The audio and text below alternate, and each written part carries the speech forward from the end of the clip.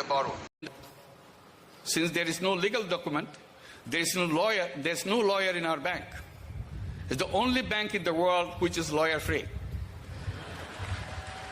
You can walk in anytime and ask for a loan, provided you are a poor person. Only thing you have to substantiate very satisfactorily that you are extremely poor. Again, this is the reverse of the banking system. In the banking system, you have to explain how rich you are, and then they give you money. And their rule is, the more you have, the more you can get. So we reversed the entire banking system. Today, almost half the population of the entire world is deprived from the banking services. We wanted to fill that. So it's not impossible to do that. So the whole thing began because I tried to do something in a way I thought it will be a solution for the people to stay away from the loan sharks. Now that became a challenge to the entire banking system, because most of the problem we created in the world is because of the banking system. Take the case of wealth concentration. All the wealth of the world is concentrated in few hands. 99% of the wealth of the world is owned by 1% of the population. If you reverse it, 99% of the population of the world own only 1% of the wealth of the world. That's not a good world. That's the challenge to you. How do you reverse it? That's what you have to think. Because this is not sustainable. Each day it's becoming worse. So if you keep on doing exactly the way we do it, tomorrow there'll be 99.5% of the world owned by less than 1% of the population of the world. And it will get worse day after tomorrow. So that's the challenge we have to take and make it the other way. And we continue to look for those solutions. We look at the problems that the poor people face, many problems, health problems, education problems, sanitation problems, you name it. Every time I see a problem in the village that I work in, I try to address that problem by creating a business. And I created a business after business because there are so many problems. So I keep on creating businesses to solve those problems. And people say, why are you doing that? Why? You must be making a lot of money by doing this business. I said, no, I don't make any money out of these businesses. Then why do you run businesses? Because then my answer is, I enjoy it. So they can figure out, how can one run business without making money for himself? And he says he enjoys it. I said, is there any law in the country that if you decide not to take profit from the company, you'll be punished for that? I said, there is no law. So I'm just taking advantage of it. I don't take the profit out of the company. The entire company is devoted to solving problems. Then I realized, again, I'm challenging something else, the whole concept of business itself. There's only one concept of business in the whole world, business to make money, personal money. Then I said, no, I don't want to make personal money. I want to solve problems. And I started calling these kind of businesses as social businesses. And defined it by saying it's a non-dividend company to solve human problems. And I continued to create those things. And gradually it became very noticeable. Some big companies wanted to do business with us. We agreed to do that. Among the many things that I created as a social business, I'll just give one example out of many in Bangladesh. Bangladesh doesn't have much of electricity. Villages don't have electricity, they have they have just lamps, kerosene lamps. And 22 years back, I thought, why don't we bring solar energy in the Bangladesh? I have no idea about solar energy, all I read in the newspaper, that's all. So I talked to people who knows about solar energy. They said, no, it doesn't fit good in Bangladesh. It's good for Europe, it's good for North America, but not for Bangladesh. I said, why not? So I figured that out. I said, I can make it happen. I created a business, created a company called Grameen Shakti or Grameen Energy. And it started selling solar home system in the villages. In the beginning, it was extremely difficult to sell 4 or 5 solar home systems per month. But we never gave it up. We continued. 20 years later, we were selling 1,000 solar home systems per day. It became a huge business, a social business. Today we have more than 2 million households in Bangladesh with solar energy. It became so popular through our company that other people came in, NGOs came in, companies came in to sell solar home system. In total today, more than 4 million homes in Bangladesh are served by solar energy, just out of nowhere. So this became the largest off-grid solar system in the whole world. So this is what it can. So it's an idea. You don't have to know everything. I didn't know anything about banking. And people tell me, what is the best thing that happened that you could create Grameen Bank? I said, best thing that happened to me, I never took a course in banking. I didn't have to learn anything about it. Since I didn't know anything, I could do anything I want. Sometimes not knowing the details is a blessing. You can figure it out yourself.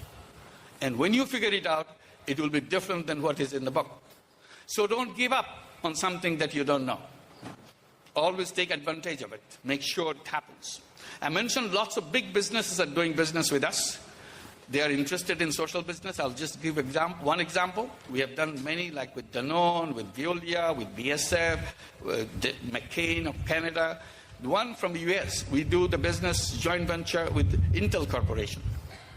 What we have done, we are very worried about the maternal death in Bangladesh.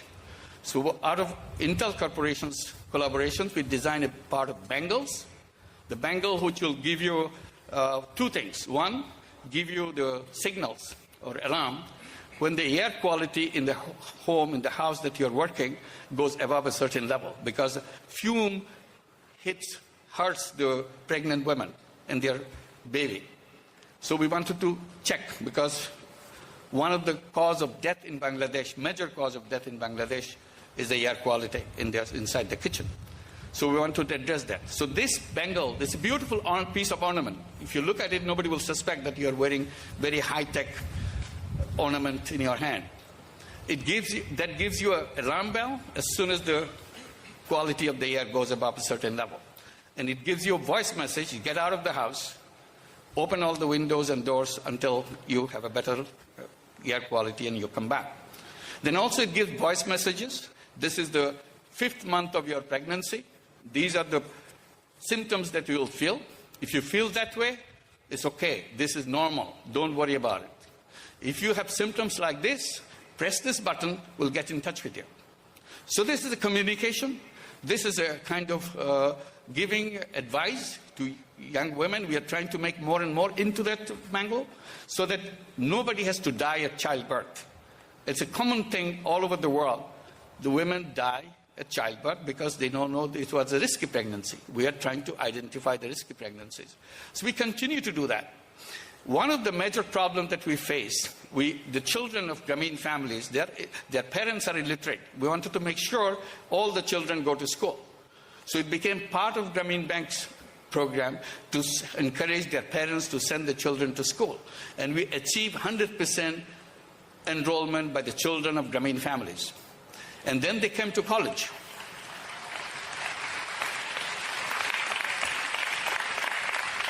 We gave them education loans so that they can go to the college, so they don't have to worry about money. And many went to higher education, went to get their master's degree, get their PhDs. Grameen Bank provided the support. Then it created a problem. Thousands and thousands of young people coming out of the colleges and universities with degrees, no jobs. They keep complaining. Why did we have education? There is no job. In the beginning, I didn't know how to respond to that. Then I figured out what to say. Then I challenged them. I said, who asked you to have a job? They couldn't answer that question. Did your book tell you that you have to have a job? Did your teacher tell you to have a job? And I tell them, always remember, job is a wrong idea. Don't ever look for a job. Always tell yourself that I'm a job creator. I'm not a job seeker, I'm a job creator. So be a job creator.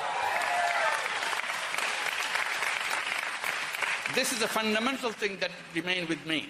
I believe that all human beings are born as entrepreneurs.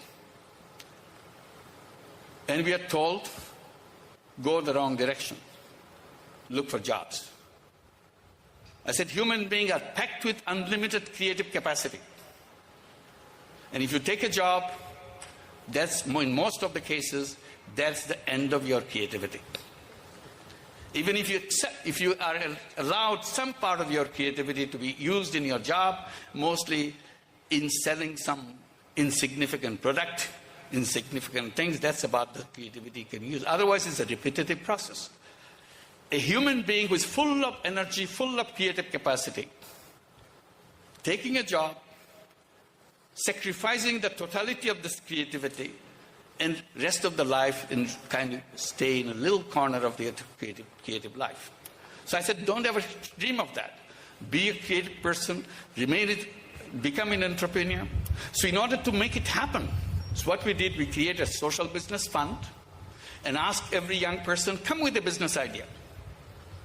And once you come up with a business idea, we invest in your business. We become your partner. We invest all the money that you need. And it's a joint venture between you and us. Make it successful, return the money we gave you. We are a social business. We are not interested in your profit. We are a problem-solving business. So we solve your problem. We put you on the orbit. You go wherever you want to go. And they love it. Initially, we started with hundreds. Now we have thousands of them coming with business ideas. And hopefully there will be multiples of thousands very soon, and every month.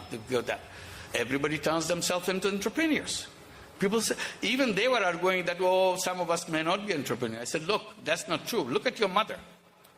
Your mother is a Grameen Bank borrower. She started with a tiny loan, $30, $20. And she turned herself into an entrepreneur. If millions of these women, illiterate women, can become entrepreneurs, what good is your education if you're looking for jobs and then sit idle, say I am unemployed? No human being should remain unemployed. So one of the things, unemployment is totally artificial concept created by our wrong thinking. When we came to this planet, we are not sitting around in the caves saying that we are unemployed. We are not sending job applications from cave number 5 to cave number 10. Do you have a job? We are natural entrepreneurs. We are go-getters. We are problem solvers. Our education system made us forget that. Made us into tiny little job seekers. So unless we come out of this, discover ourselves, that's the chance you got. Discover yourself. Be somebody that you want to be. And find out who you are. What you want to do. What's the purpose of your life? Without defining your purpose of life, everything will become immaterial. It doesn't have any direction. So what I do, I put my purpose of life or my destination of life in 3 zeros. Zero number 1, zero poverty in the world. This is what I work for every day. So that we can create a world. We can create a world, there's not a single person anywhere in the world will remain a poor person. And then I say we create poverty museums so that next generation will go to the poverty museums to find out what poverty used to be like. And that's a goal. It's a doable goal. There's nothing wrong with human being. Only system put us in the wrong direction. So we have to undo that system which pushes us into the wrong direction. We have to fix the financial system. We have to fix the education system so that we discover ourselves, our worth. We unleash our energy, unleash our creative capacity, rather than become job seekers. The education system should not end with the job application. Education system would end with the grand ideas about creating a new world. Zero number 2, for me, zero unemployment in the world. Again, I say there is no reason why anybody anywhere in the world should be unemployed. Why anybody in the world should be on welfare. Why anybody in the world just be homeless. There's no reason whatsoever. The same human quality exists in every single human being. Third zero is zero net carbon emission.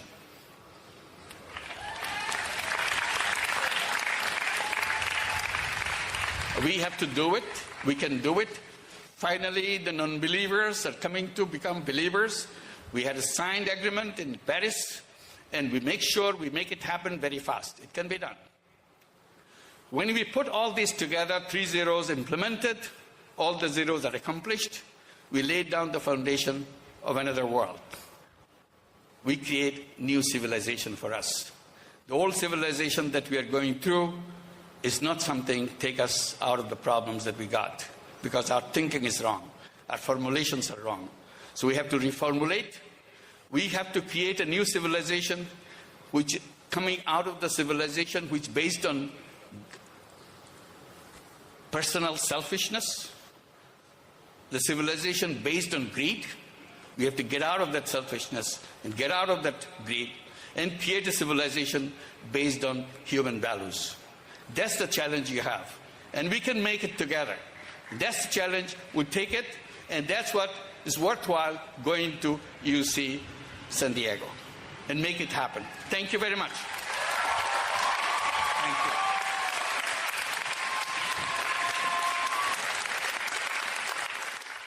Visit our site, EnglishSpeechChannel.com, for exclusive access to video transcripts, offline audio, English lessons, and private classes. Don't forget to explore our free and new ebooks. Also, subscribe to our weekly newsletter for the latest updates. Links in the description below. Thanks for your support.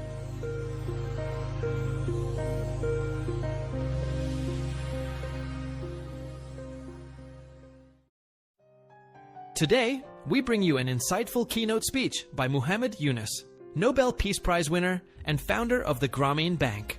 Known as the banker to the poor, Yunus pioneered the microfinance movement that offers small loans and financial services to individuals living in poverty. In this speech at UC San Diego's 2016 commencement, he highlights the power of social business, the importance of sustainable development, and why every individual has the potential to become an entrepreneur. Congratulations to all the UC San Diego graduates, and also congratulations to the parents and the friends who are attending this memorable occasion this morning.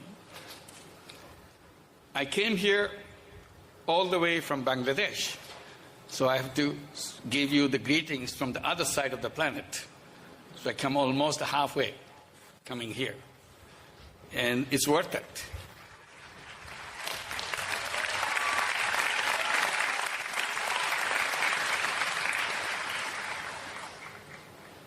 You are graduating from UC San Diego. This is a special privilege. You remember how many young people in the world don't have a chance to go to school. How many of them can't make it to college? And those who get to college never make it to finish it. And you're privileged. Not only you went to college, you went to UC San Diego, one of the most dominant universities